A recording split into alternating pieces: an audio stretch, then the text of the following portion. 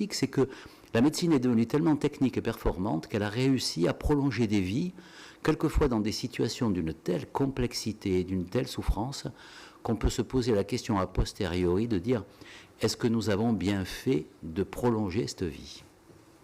Et donc, ce questionnement-là, il est un questionnement nouveau.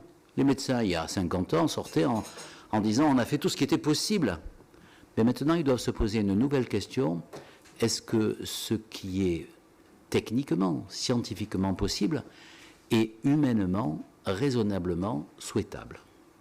Et donc, c'est là que se pose le problème de l'éthique, de la bioéthique. La France a fait un choix, qui est un choix noble, je trouve.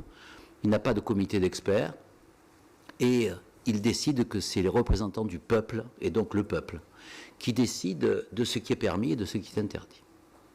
Et là, honnêtement, évitons, parce que je pense que c'est absolument factice, même si c'est commode sur le plan médiatique, d'opposer les progressistes et les archaïques, les anciens et les modernes, la gauche et la droite et je ne sais quoi. Dans la réalité, la vraie question, elle est, je suis dans un conflit de valeurs. Conflit de valeurs. Si on n'accepte pas qu'il y a un conflit de valeurs en éthique, on a l'impossibilité du questionnement. Et cette impossibilité du questionnement, elle confine obligatoirement à une vision dogmatique. Oui, il y a un bien contre un bien. Ça n'est pas le mal contre le bien, ça serait trop simple. Ça n'est pas les anciens contre les modernes, c'est le bien contre le bien. Le bien, nous le savons, dans notre devise républicaine, c'est la liberté. Et le bien, c'est l'égalité. Et on sait très bien, et les législateurs mieux que personne, qu'on peut se trouver dans des situations dans lesquelles trop de liberté nuit à l'égalité. Et on sait aussi que trop d'égalité peut nuire à la liberté. Et donc, là, quels sont les éléments en jeu? Eh bien, il y a probablement une tension entre une éthique de l'autonomie et une éthique de la vulnérabilité. L'éthique de l'autonomie, vous la connaissez tous, c'est celle qui dit c'est mon choix. Il y a même des émissions de télévision de ce type. C'est mon choix personnel. Moi, individu, personne humaine, je décide et je décide seul. Et puis, cette autonomie-là, il faut bien reconnaître que de temps en temps, on l'étouffe dans le fait de dire, ben, il est malade. Donc, puisqu'il est malade, il ne peut pas décider. Puisqu'il ne peut pas décider, je vais décider à sa place. Il a des facultés cognitives altérées. Il a perdu la mémoire. Et donc, je vais décider à sa place. Et une véritable éthique de l'autonomie, c'est d'essayer de faire émerger l'autonomie, même lorsque la grande fragilité est apparue. Pour ne pas se trouver dans cette relation verticale entre une société et un souffrant, ou entre un sachant et un souffrant. Le sachant expliquant toujours au souffrant que c'est lui qui décide et que l'autre n'a qu'à faire ce qu'il lui propose. Et puis en face, il y a une éthique de la vulnérabilité. L'éthique de la vulnérabilité, elle est collective. Elle dit « je t'empêche de faire ce que tu veux ». Et donc, au nom de quoi pourrait-elle empêcher de faire ce que l'on veut?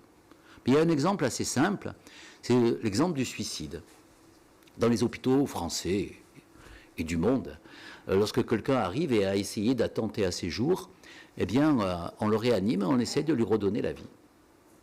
Eh bien, voilà un exemple un peu caricatural, je le reconnais, entre l'éthique d'autonomie et l'éthique de vulnérabilité. Si je considère que l'éthique de l'autonomie, je dis après tout, c'est son choix.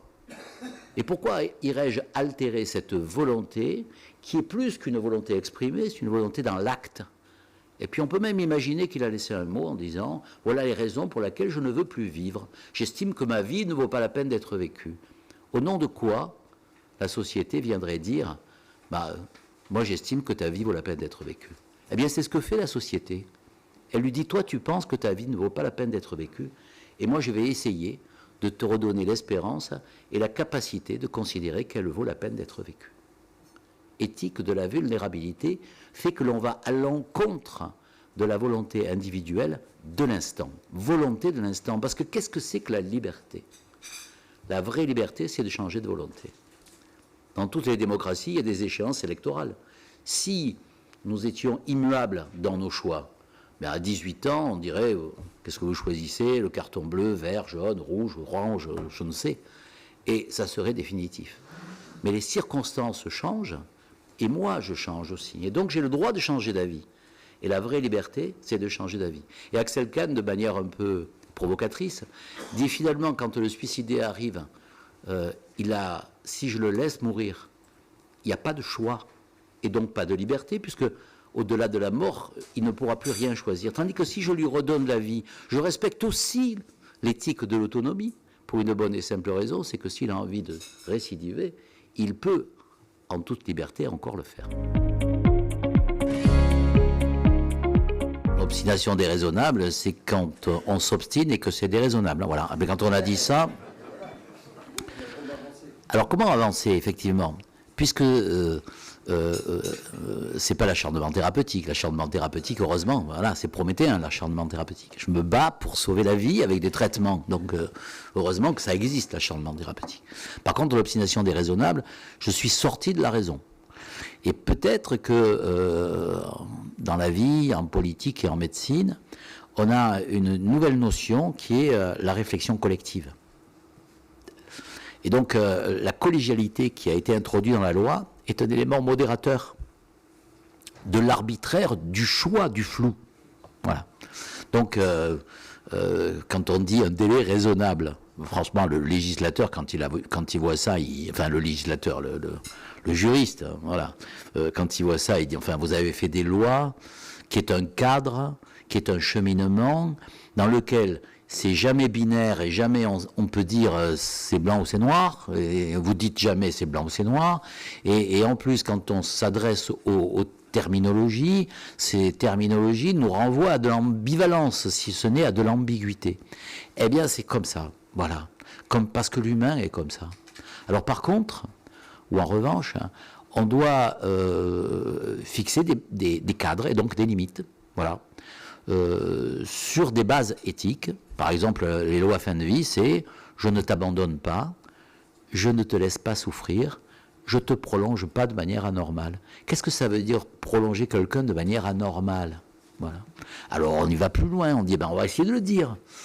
Est-ce que c'est qu'on peut ne pas mettre en œuvre, je dis des textes de loi pour qu'on voit combien c'est à la fois clair et ambigu.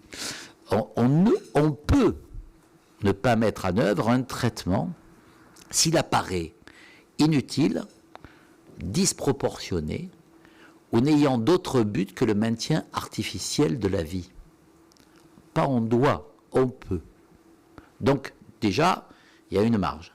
Mais on doit s'interroger, puisque l'éthique c'est une interrogation, le fait de dire on peut, ça veut dire je peux ou je peux pas. Et ça veut dire, est-ce que je suis en train d'abandonner mon malade ou au contraire je suis en train de l'accompagner? Est-ce que je suis en train de le laisser souffrir inutilement ou est-ce que cette souffrance doit être éradiquée? Est-ce que je suis en train de le prolonger inutilement ou est-ce que la prolongation de la vie a du sens?